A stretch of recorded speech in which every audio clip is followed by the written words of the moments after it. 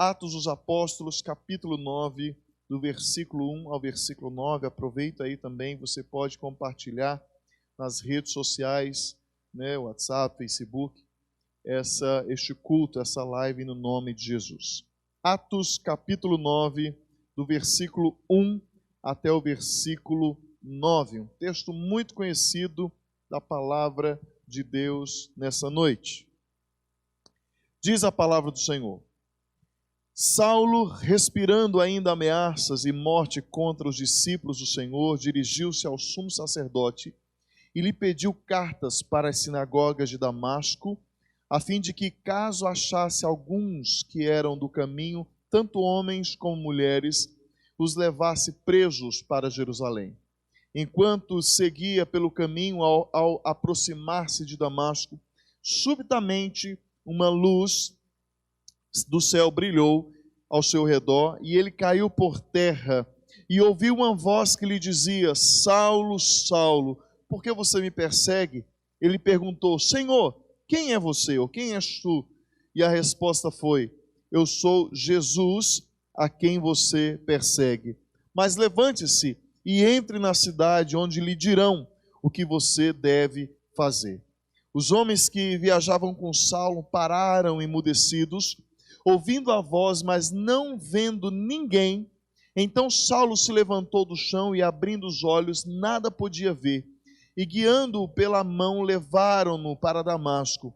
Esteve 3 dias sem ver, durante os quais nada comeu nem bebeu. Vamos orar mais uma vez? Pai, fala conosco, nós carecemos, nós precisamos ouvir a Tua voz, a falar o nosso coração, que a nossa alma, nosso coração esteja envolvido pela Tua presença e que nós sejamos construídos e reconstruídos para a Tua glória e para o Teu louvor. Nós precisamos, Deus, ouvir a Tua voz nessa noite, e como tem sido uma bênção, assim como o Senhor tem falado ao meu coração ao longo dessas mensagens, que o Senhor em mais uma noite fale, se o Senhor vai bradar ou se o Senhor vai sussurrar em corações nessa noite, que seja conforme a vontade do Senhor, mas que nós possamos ouvir a Tua voz, que o Teu povo possa ser alimentado por Tua palavra, no nome de Cristo Jesus e para a glória de Jesus. Amém. É uma quarta-feira como essa, não chuvosa, mas bem quente, quando Deus falou conosco a respeito dessa série de mensagens sobre visão. E como tem sido bom, tenho falado para algumas pessoas que eu acredito que Deus tem me usado para pregar muito mais para mim mesmo do que para a igreja, porque como Deus tem falado profundamente ao meu coração ao longo dessas mensagens. E hoje nós vamos falar sobre a visão que nos supera. É interessante, irmãos, que as escrituras sagradas, a escritura é um livro heróico. E heróico não apenas pela sua mensagem. E isso para nós que cremos no Senhor Jesus, que cremos no Deus Todo-Poderoso, já nos é suficiente.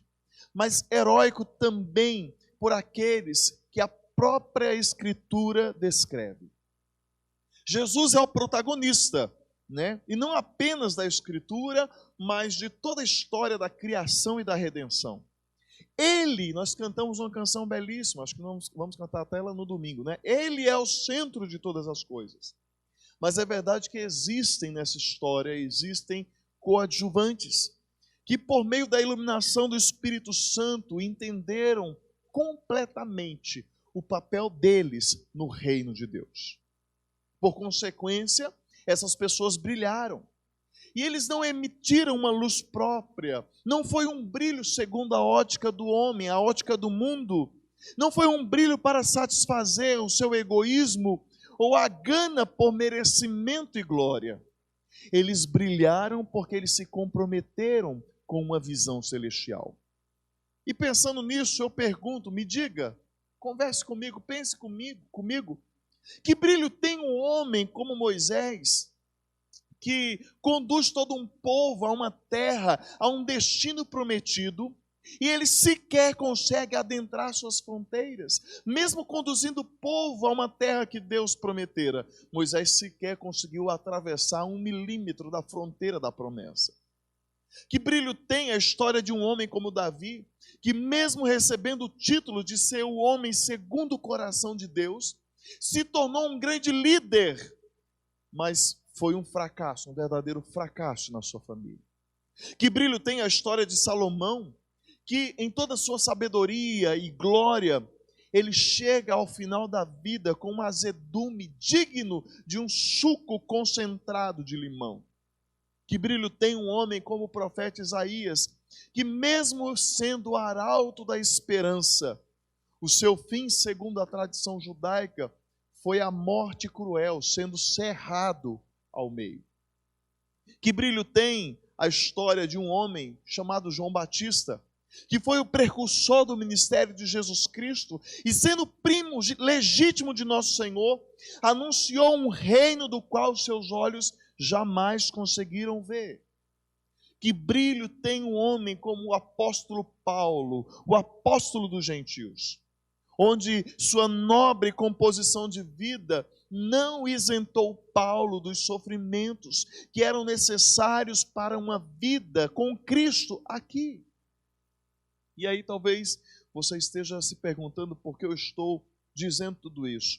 E eu vou deixar Cristo responder, Cristo dar resposta especificamente sobre a vida de Paulo, quando em Atos capítulo 9, no capítulo que nós lemos, mas no versículo 16, o Senhor Jesus falando a Ananias diz o seguinte, que ele ia mostrar ao próprio Paulo quanto ele deveria sofrer pelo nome de Jesus.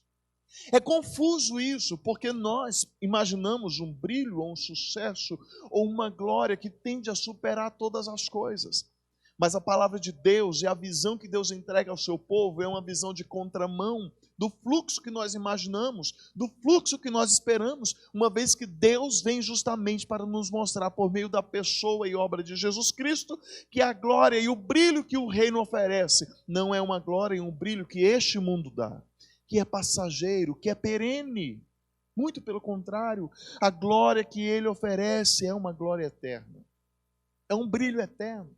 Mas infelizmente nós insistimos em olhar para este mundo com olhos naturais, completamente desprovidos de uma visão espiritual. Irmãos, irmãs, como nós temos olhado para as coisas dessa vida aqui com olhos carnais e não com olhos espirituais. E eu falo isso não para você desprezar o dom de Deus, a bênção que é você poder ver com esses olhos, não.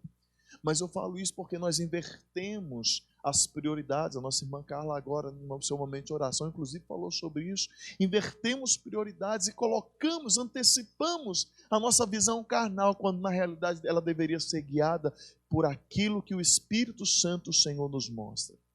Sendo assim, obviamente, jamais nós olharemos para a vida em situações como essas que eu acabei de descrever sobre Moisés, sobre Davi, sobre Isaías, sobre João Batista e sobre o próprio Paulo, de forma que nós jamais, se não for com olhos espirituais, nós jamais entenderemos a razão dos famosos porquês. Sim, queridos, a Escritura é um livro heróico, porque também em sua mensagem descreve pessoas que não apenas superaram as circunstâncias em Deus, mas porque também foram superadas pelo próprio Deus. Está entendendo o mistério? A Bíblia relata, é um livro que relata a história de pessoas que não apenas venceram em Deus, mas foram vencidos por Deus. É um heroísmo que nós temos uma terrível dificuldade para entender, para ver e para compreender. Mas de Abraão a Moisés, de Moisés a Davi, de Davi a Ezequiel, Pedro, José, Maria, Paulo, todos indistintamente foram lançados ao chão de uma existência vazia de significado e foram levantados por Deus em uma vida gloriosa e com um propósito e uma visão celestial.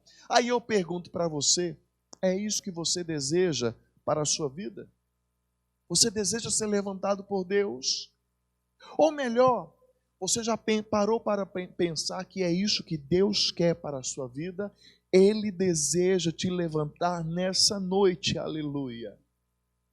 Em sua composição de vida, meu querido irmão, minha querida irmã, por mais nobre que você pareça ser, Jamais, preste bem atenção, a sua nobreza, seja ela que esfera for, jamais impedirá Deus de te usar para que a visão do céu se cumpra na sua vida. E se preciso for, Deus vai te jogar ao chão. Olha o exemplo da vida de Paulo, quando ele descreve lá em Filipenses, capítulo 3, os versículos 5, versículo 6. Quando Paulo falando a respeito de si, Paulo poderia se orgulhar e falar, olha, eu fui circuncidado ao 8º dia, estava dentro da lei. Eu sou da linhagem de Israel, hebreu de hebreus, quanto à lei eu era fariseu, quanto ao zelo perseguidor da igreja, quanto à justiça que há na lei, irrepreensível. Paulo tem um currículo pessoal, uma biografia intocável, segundo os seus parâmetros de nobreza. No entanto, seu berço religioso e sua exaltada tradição não impediram o Senhor de mostrar a Paulo quem Paulo era e quem o Senhor é. E sim, essa é a visão que nos supera. Por mais que você se ache alguma coisa, nessa noite a palavra do Senhor para o meu coração e para o seu coração é o seguinte: não importa o quanto você se ache, não importa o quanto você tenha, não importa o quanto você está fazendo, uma coisa você precisa entender: Deus está sobre todas as coisas, e se você não caminhar em humildade, se prepare, Deus vai te jogar ao chão, porque Ele deseja te jogar para te levantar diferente no nome de Jesus. Aleluia. E a primeira coisa que esse texto que eu quero compartilhar com você nessa noite é que a visão que nos supera é uma visão que quebra o nosso orgulho e expõe a nossa vulnerabilidade. Mais uma vez, eu quero ler alguns versículos, repetir a leitura dos versículos 1 a 5 que nós lemos do capítulo 9 nessa noite para frisarmos bem o que o texto está nos falando. Olha o que o texto diz: Saulo, respirando ainda ameaças e morte contra os discípulos, dirigiu-se ao sumo sacerdote e lhe pediu cartas para as sinagogas de Damasco, a fim de que, caso achasse alguns que eram do caminho, tanto homens como mulheres, o levasse presos para Jerusalém. Enquanto seguia pelo caminho, ao aproximar-se de Damasco, subitamente uma luz do céu brilhou ao seu redor.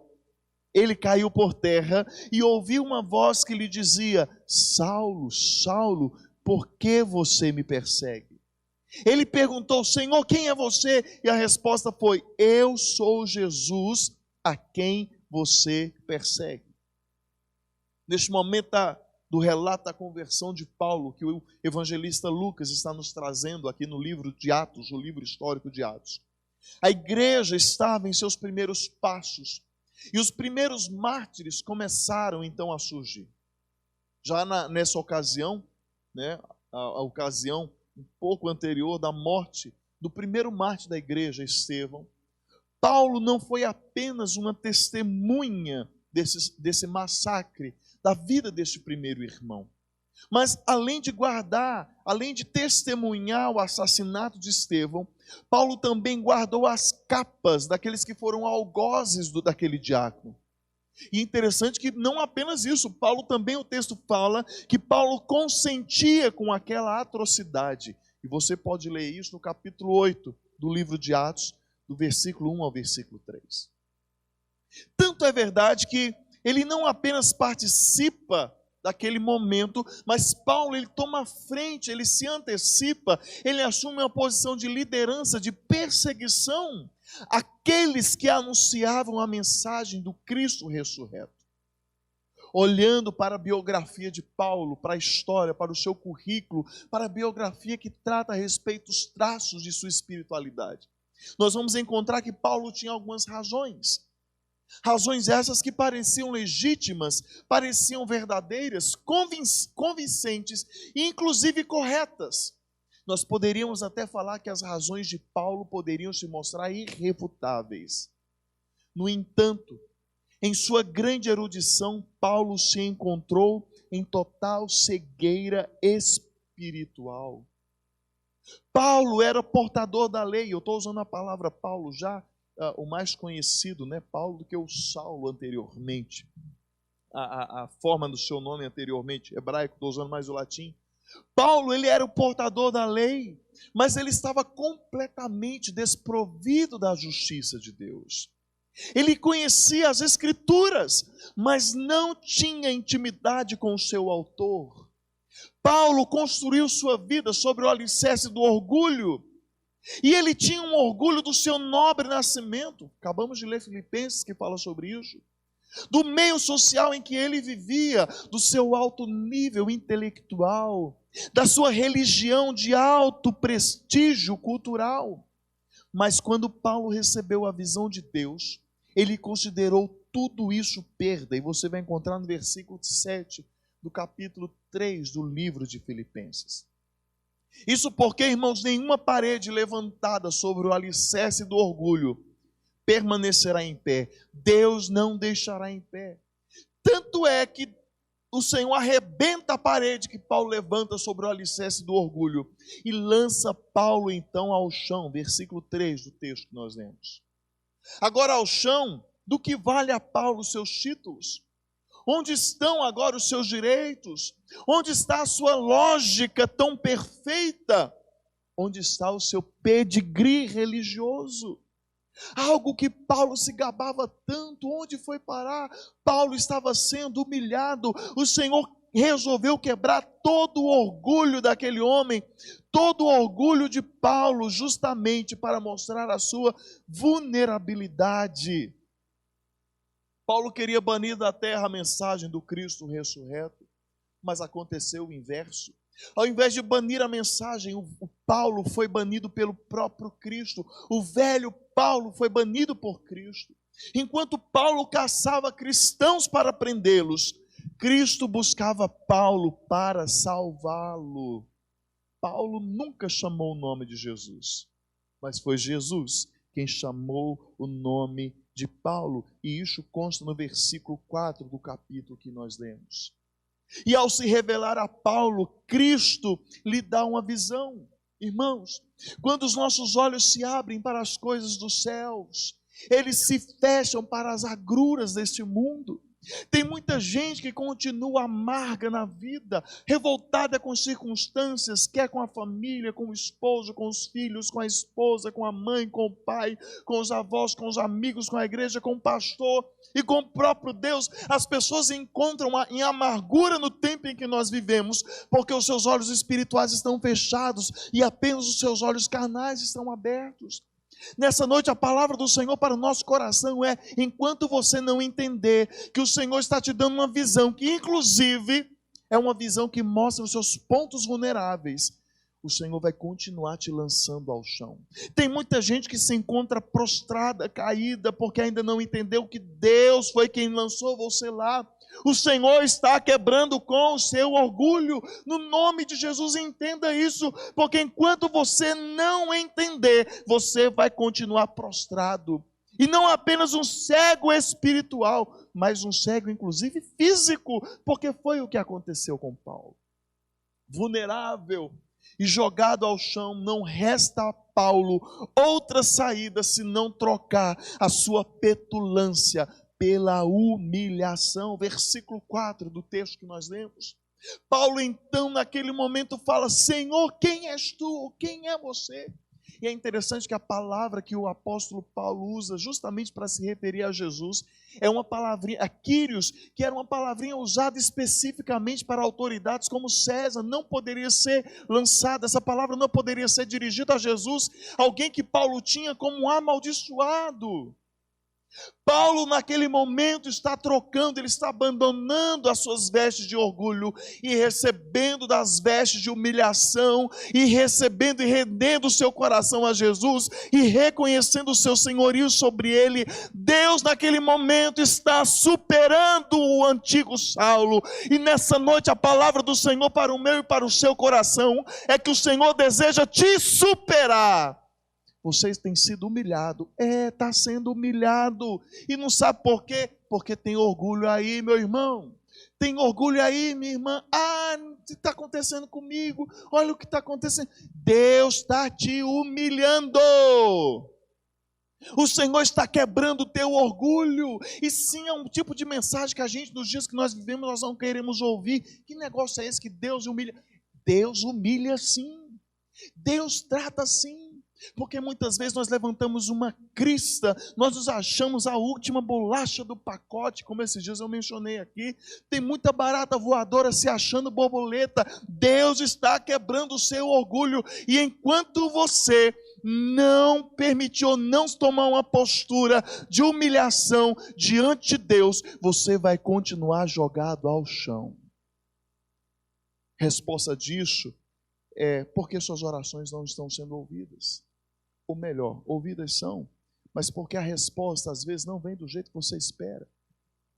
Porque é certo que as respostas vêm, mas a nossa cegueira espiritual nos impede, uma vez que essa cegueira é causada pelo nosso orgulho, nos impede realmente de ouvir a voz do Senhor, de ver a resposta do Senhor. É interessante que o Paulo que foi lançado ao chão, o Paulo que conduzia as coisas, agora precisou ser conduzido, porque as pessoas guiaram Paulo até dentro da cidade, aonde Ananias foi encontrá-lo.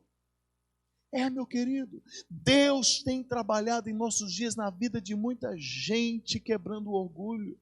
Eu tenho observado, orado e percebido em Deus que o tempo que nós estamos vivendo é um tempo onde o Senhor está peneirando o seu povo. Pois é. E com isso ele está quebrando o orgulho de muita gente. Tem muita gente achando, Deus está mexendo com você. Eu não vou, é porque eu sou isso, é porque eu sou tal, eu sou aquilo. Preste atenção. Enquanto você continuar com esse orgulho tolo levantado, você vai continuar jogado ao chão. Você acha que você está colocado sobre um pedestal? Não. Só existe um que está acima sobre todas as coisas e o nome dele é Jesus Cristo de Nazaré. Paulo trocou as ameaças de morte por uma condição de rendição àquele que o chamou para uma visão. O Paulo que respirava ira, que respirava vingança, que respirava ódio pela mensagem do Evangelho, pelos discípulos de Jesus, agora precisou se render a essa mensagem. A visão que nos supera é uma visão que quebra o nosso orgulho e mostra o quão vulneráveis nós somos. Isaías capítulo 6, nós temos aquela revelação maravilhosa. Eu vou pregar sobre isso, vai ser a primeira mensagem de janeiro de 2021. Primeiro domingo de janeiro eu vou pregar sobre Isaías 6. E o texto fala naquele momento quando Isaías tem uma visão a respeito de Deus. Nós temos ao longo de 5 capítulos Isaías profetizando para todo mundo à torta e à direita. Mas é no capítulo 6 que Isaías vê o Senhor. E quando Isaías vê o Senhor no seu alto e sublime trono, o texto fala que Isaías conhece, tem uma visão clara sobre a sua vulnerabilidade, a vulnerabilidade do seu povo. Eu sou um homem de lábios impuros e o povo onde eu estou habitando é um povo de impuros lábios.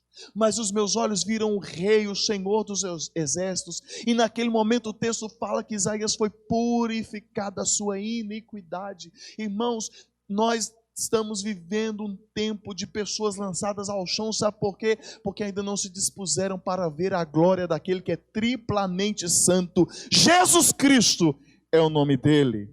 Mas a segunda coisa que eu compartilho com você nessa noite é que a visão que nos supera é uma visão que mostra quem somos e quem ele verdadeiramente é. O versículo 3 ao versículo 5, a palavra do Senhor diz: enquanto Paulo seguia pelo caminho, ao aproximar-se de Damasco, subitamente uma luz do céu brilhou ao seu redor. Ele caiu por terra e ouviu uma voz que dizia: Saulo, Saulo, por que você me persegue? Ele perguntou: Senhor, quem é você? E a resposta foi: eu sou Jesus, a quem você persegue. Se lançado ao chão, Paulo trocou a petulância pela humilhação. Agora, mesmo com os olhos tomados por uma cegueira física, Paulo entrou num processo de saber quem ele era e quem Jesus é. Talvez você pergunte: o que é isso? São as coisas sendo colocadas no devido lugar. É Paulo entendendo que ele foi chamado para servir, e é Jesus revelando que ele é Senhor.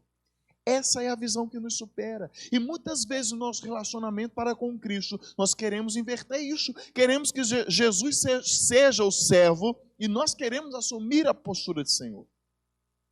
Irmãos, Deus não é dado a usar quem ainda se coloca contra a sua mensagem e assume um pedestal do qual não pode ser usado. Deus não te chamou e Ele não te quer em um lugar onde você vai ser foco de glória, não, porque Ele não divide a glória dEle com ninguém. Quem você pensa que é? Não se gabe de sua inteligência, de sua cultura, dos seus títulos, de seu nobre nascimento, do contrário, se prepare, porque o chão vai estar te esperando. Não somos ou não fomos chamados para a nossa própria glória, mas nós fomos chamados para a glória do nosso Senhor. E isso, inclusive, está pautado na palavra de Deus, né? Os nossos catecismos falam a respeito disso, já na nossa primeira pergunta, o catecismo, justamente pautado na palavra de Deus, nós fomos feitos para a glória dEle. A visão que Deus nos entrega é uma visão que nos faz humildes. É uma visão que nos supera, irmãos. É aquela, e quando eu falo de humildade, eu falo daquela humildade que traz em seu bojo uma santa alegria, um santo contentamento. É o pleno conhecimento da nossa condição diante do Criador e sustentador de todas as coisas. É o reconhecimento de nossa plena e total dependência dEle. É importante nós notarmos que Paulo não é lançado ao chão por uma força brutal que revidava os seus ataques, não, mas por uma graça reveladora que buscava salvá-lo. Jesus falou sim com Paulo. Jesus falou, mas não esmagou ele. Jesus jogou Paulo ao chão, mas não violentou a personalidade dele. Paulo não reconheceu o senhorio de Cristo por um transe hipnótico, não, mas ele foi conduzido por uma via de restauração espiritual. Aquele homem que prendia cristãos, agora se encontra preso pelo senhorio de Cristo. Aquele que encerrava pessoas na prisão, agora se encontra dominado pelo poder de Deus. Aquele que se achava poderoso o suficiente para agir em toda e qualquer situação, na força do seu braço, estava lançado ao chão, completamente impotente diante de toda e qualquer situação. E aí perguntamos onde Jesus estava. Ele estava resplandecendo a sua luz, aleluia. Resplandecendo a sua luz e revelando aquele homem chamado Saulo, revelando aquele homem que até então ele perseguia a Jesus, mas Jesus estava revelando a ele a sua glória, estava preparando Saulo para se tornar o maior missionário que a história humana já tomou conhecimento. Jesus está mostrando a Paulo quem ele era. E quem ele é, quem o próprio Cristo é. Havia uma distorção a respeito do conhecimento. Paulo, em seu orgulho, ele tinha uma dificuldade, uma vez que como assim o Messias morreria dependurado em uma cruz? Isso era motivo de chacota para a religião judaica, isso era motivo de maldição. No entanto, Jesus está mostrando a Paulo que as coisas não são da forma que ele pensa, porque Deus não cabe em uma caixinha de lógica que nós tentamos colocá-lo. A palavra de Deus é a mensagem de Deus. O céu e a visão de Deus não cabe dentro de um tubo de ensaio, transcende tudo isso, ultrapassa a nossa compreensão. Irmãos, e não é sem razão que naquele momento o Senhor estava mostrando a Paulo quem ele realmente era. Tanto é que após a visão que ele recebeu de Cristo, Paulo faz uma opção por trocar o seu nome. Existe uma série de discussões a respeito disso, mas vamos ser muito práticos, irmãos. Paulo substitui o nome dele, Saulo, que é a forma hebraica do seu nome, que significa resposta de oração, e ele adota o nome Paulo, que é a forma latina, a forma do latim, que significa o pequeno. Paulo, que guiava o movimento de perseguição à mensagem do Evangelho, agora precisava ser guiado por uma visão plena e gloriosa de vida. Paulo tanto entendeu que Cristo era o Senhor, que agora ele fala: olha, o meu nome vai testificar a respeito de quem eu sou e sobre quem o meu Senhor é. Eu sou pequeno. Lembrei daquela música que cantava muito quando era criança. Eu sou pequeno, mas Deus é grande, Ele é grande e Ele é bom para mim. Aleluia! Será que não nos falta realmente essa condição de entendimento de quem Deus é? Muitas vezes nos afugentamos nos templos, achando então que nós temos algum tipo de senhorio. Muitas vezes usamos algum tipo de ofício, algum título eclesiástico para esconder a nossa petulância e orgulho e nos esquecemos que nós somos servos do nosso Senhor, daquele que morreu, ressuscitou pela sua igreja e breve vai voltar para buscá-la. Ele é Senhor e nós somos os seus servos. Essa é a visão que nos supera, é a visão que nos coloca no nosso devido lugar. Em dado momento, Cristo é questionado pelos seus discípulos, onde eles estão discutindo a respeito de quem é o maior no reino dos céus. E Jesus fala: o maior lá é o menor aqui. É aquele que mais serve, é aquele que mais se doa, é aquele que ama mais, é aquele que libera perdão, é aquele que entende a mensagem e a visão do reino dos céus. E aí, vamos realmente entender e compartilhar isso no nosso coração? Ou vamos continuar brigando por uma posição que jamais ocuparemos, que é uma posição de Senhor no reino de Deus? A visão que nos supera é uma visão justamente que mostra quem nós somos e mostra quem Ele é. Mas a terceira coisa que eu quero compartilhar com você nessa noite é que essa visão que nos supera frustra os nossos planos para que nós possamos viver os planos de Deus.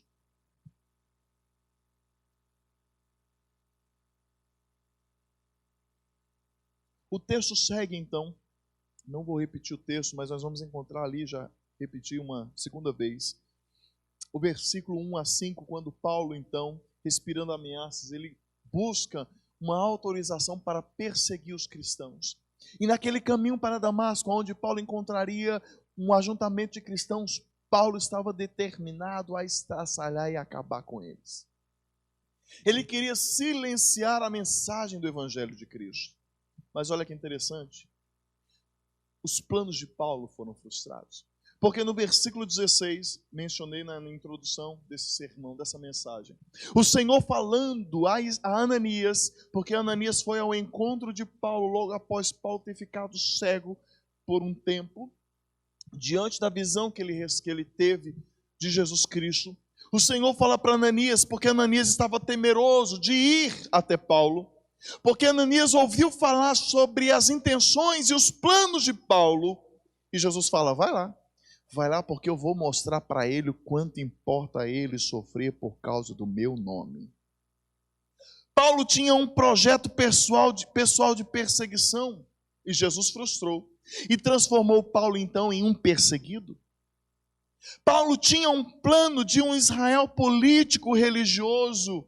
Jesus foi lá e frustra, e chamou então Paulo a servir em um Israel pleno, eterno e espiritual. Nós fazemos planos, irmãos, nós desenvolvemos projetos e não há nada de mal nisso, desde que isso passe pelo crivo da boa, perfeita e agradável vontade de Deus. No entanto, nós pensamos que a vida pode ser levada à margem dos planos de Deus. Não funciona, meu querido irmão. Se os seus planos estiverem fora da visão que Deus tem para a sua vida, não funciona. É interessante que nós temos o péssimo hábito de pedir: Deus abençoa isso, abençoa aquilo. Eu tenho mudado essa prática na minha vida. E eu tenho orado o seguinte: Senhor, me usa naquilo que o Senhor está abençoando hoje. A oração tem que ser assim. Porque nem tudo aquilo que nós pedimos para Deus abençoar realmente condiz com a vontade de Deus. E muitas frustrações acontecem porque nós oramos para que Deus coloque a mão sobre aquilo que Ele não quer colocar a mão. Vai dar errado. Provérbios capítulo 16, versículo 1, a palavra do Senhor nos diz que o coração do homem, o coração do ser humano pode fazer planos, mas a resposta vem dos lábios do Senhor. O nosso coração desesperadamente corrupto nos impede de ter a certa percepção de uma visão plena da vontade do Pai. E isso precisa ser superado.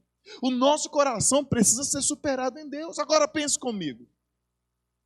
E se os planos de Paulo tivessem bom êxito? Se Jesus jamais tivesse aparecido naquela estrada de Damasco? E se Paulo continuasse a perseguir o povo de Deus? Como ficaria a pregação aos gentios? Como ficariam as inúmeras epístolas que tanto edificou a igreja ao longo desses 20 séculos? Será que o evangelho teria nos alcançado hoje aqui em Mogi Guaçu? E eu não quero de jeito nenhum. Não entre nesse caminho, né? Não saia por essa tangente de abraçar a desculpa de que, não, se não fosse Paulo, Deus teria levantado outro. Espera aí, isso aí é desculpa para quem não quer assumir responsabilidade. Assuma a responsabilidade, pare de sabotar seu coração.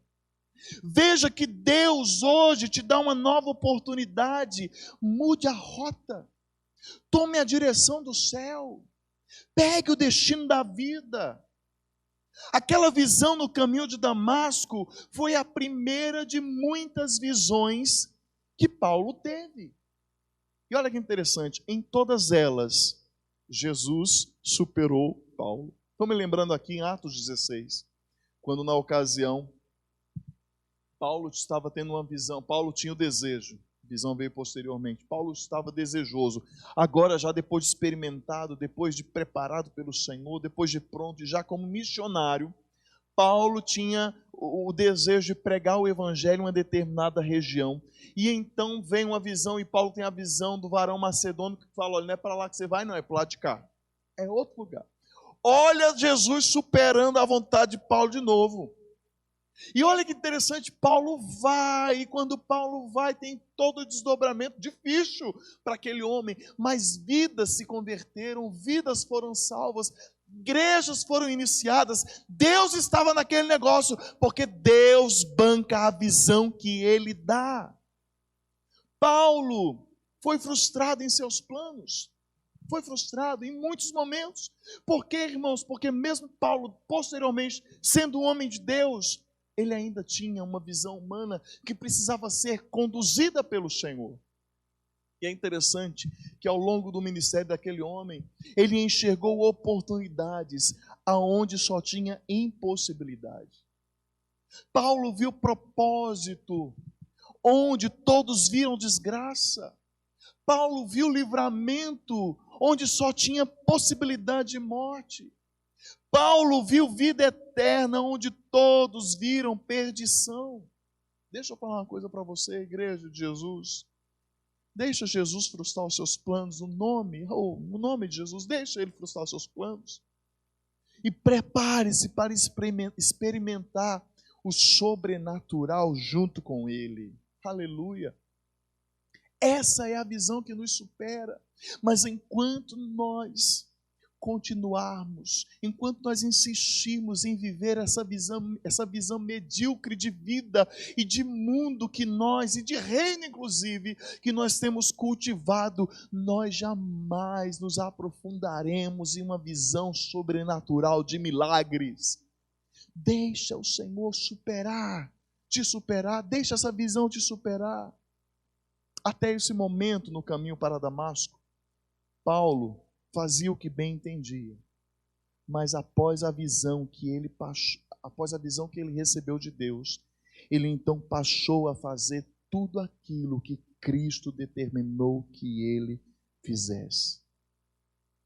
Jesus, frustrando os planos de Paulo, não o escravizou, mas o comissionando para viver uma visão eterna, Jesus o liberta para viver uma nova vida. E essa vida é uma vida plena. E para concluir, nessa noite, ninguém, em época alguma, em hipótese alguma, poderá viver a visão eterna sem antes ser superado por Cristo. Abandone os seus achismos. Abra mão de sua altivez. Deixe este orgulho bobo de lado. Se renda a Cristo hoje mais uma vez. Como assim mais uma vez? Tem muita gente que talvez ainda, mesmo depois de muito tempo caminhando com Jesus, se desviou da vontade, perdeu a visão, perdeu o foco. Viva para Cristo, se renda para Cristo. Mais uma vez eu vou repetir: ninguém em época alguma, em hipótese alguma, poderá viver a visão eterna sem antes ser superado por Cristo.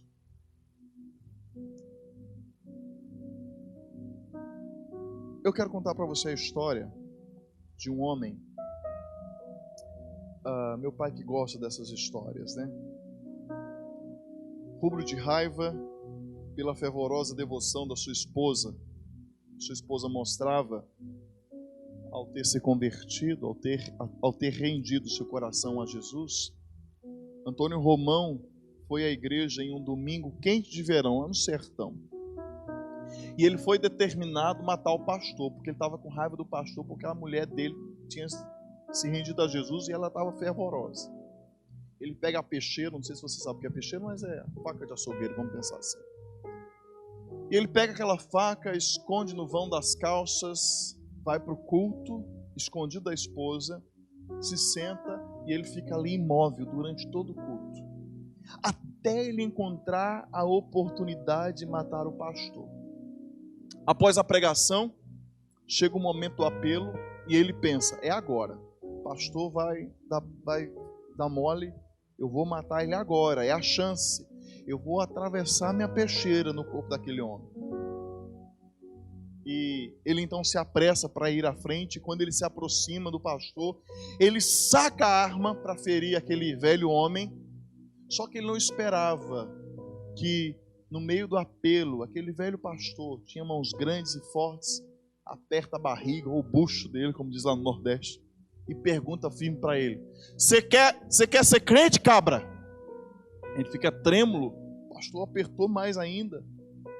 O homem mal consegue responder. E o pastor insiste: Você quer Jesus, cabra? Antônio Romão então se joga de joelhos, larga a sua peixeira e se rende a Jesus.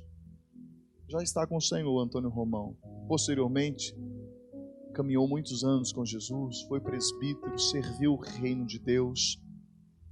Um exemplo para nós pensarmos. Talvez alguns estejam pensando: sou crente desde a infância. Paulo também era. Eu sou presbiteriano desde berço. Paulo era fariseu de fariseus, mais que presbiteriano. Eu sou predestinado, mas você pode estar equivocado. E seu testemunho de vida pode denunciar que você está completamente perdido. Quando nós nos rendemos à visão de Cristo, nós somos lançados ao chão, para depois então nós sermos levantados por Ele, para a sua glória, para o seu louvor, como novas criaturas. Pense sobre isso, a respeito disso. Talvez você não está em um caminho para Damasco. Talvez não é uma igreja do caloroso sertão pernambucano. Pode ser sua casa, pode ser o templo em Mogi Guaçu, pode ser na rua. Lugares improváveis, aonde homens que vivem no amargor do pecado e dos seus orgulhos precisam ser superados em Deus.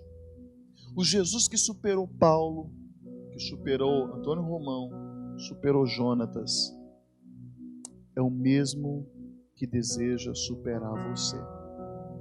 A visão está em curso. Nós precisamos ir juntos. Eu sei que o nosso contato é visual, mas você vai estar me ouvindo. Feche seus olhos. E eu não posso, o Espírito Santo me empurra, me compele neste momento a fazer um apelo, aí mesmo na sua casa, a se colocar de pé ou de joelhos, pessoas que desejam ser superadas por Cristo. ser realmente vencidas pelo poder do Evangelho. Talvez estamos acostumados em nossa religiosidade. Precisamos ser vencidos no nome de Jesus. E uma vez lançados ao chão, Ele nos levantará para a sua glória e para o seu louvor. Enquanto eu vou cantar um trechinho dessa canção, o apelo foi feito ao seu coração. Se de ti me afastar, por mim amor mostrarás. Abre minha visão para as tuas obras eu ver. Quando eu não enxergar, sei que me guiará. Abre minha visão para as tuas obras eu ver. Abre minha visão para as tuas obras eu ver. O mar se abrirá, povos virão ao ouvirem tua voz. Tua glória será, todos verão teu querer se faz em nós. O mar se abrirá, povos virão ao ouvirem sua voz. Tua glória será, todos verão teu querer se faz em nós. Teu querer se faz em nós. Faz, Deus, na minha vida. Faz, Senhor, na vida dos meus irmãos e irmãs essa noite. Como tem sido tremendo que o Senhor tem falado conosco ao longo dessas mensagens. É certo que o Senhor tem a cada, Senhor, mensagem dessa nos mostrado, Senhor, um degrau a mais a subir. Mas também é certo que o Senhor deseja nos lançar ao chão, porque muitas vezes nós estamos orgulhosos. Tentamos, por meio do orgulho, esconder a nossa vulnerabilidade. Tentamos, Deus, por meio do orgulho, Senhor, esconder pecados. Perdoa-nos, Senhor. Quantas vezes, Deus, nos falta realmente conhecimento daquilo que nós somos. E às vezes isso é tão intenso em nós que ofusca nós vemos a tua grandeza. Nós cantamos essa noite que o Senhor é grande, mas isso não pode ficar apenas como resultado de lábios, de música. Não, Deus, precisa ser vivido na prática. Nós fazemos planos, nós, Senhor, temos projetos, sonhos. Isso tem se tornado tão comum, deixamos o Senhor de lado. Nós não podemos esquecer de Ti, Jesus. Nos impulsiona, nos encoraja, frustra, Deus, os nossos planos. Ah, Deus, derrama uma injeção de ânimo sobre vidas nessa noite. Gente que continua caída, lançada ao chão, o Senhor mostrou, e a vida não avança, Senhor. A vida não decola, não porque nós desejamos sucesso, não é isso. Falta perspectiva porque a gente continua lá jogado. A gente não quer ser conduzido, não quer ser guiado ao próximo estágio da visão. Deus, nos levanta, Pai, para a Tua glória. Que a Tua visão nos supere. Que a Tua visão gere em nós essa disposição santa de vivermos os Teus planos e projetos. Nos faz, Senhor, realmente viver a Tua visão plenamente. Aquilo que a Tua palavra nos ensina, Deus. No nome de Jesus, enche o nosso coração e que a gente possa realmente desfrutar cada vez mais da grandeza da Tua presença. Foi Paulo foi Antônio Romão, Abraão, Moisés, Maria, José, homens e mulheres que precisaram ser lançados ao chão. E que nessa noite essa lista cresça muito mais, colocando o nome de muitas pessoas aí. Gente que foi jogada ao chão, mas gente que Cristo está levantando hoje para a glória do Senhor Jesus. Nós oramos assim, Pai, no nome de Jesus. Amém.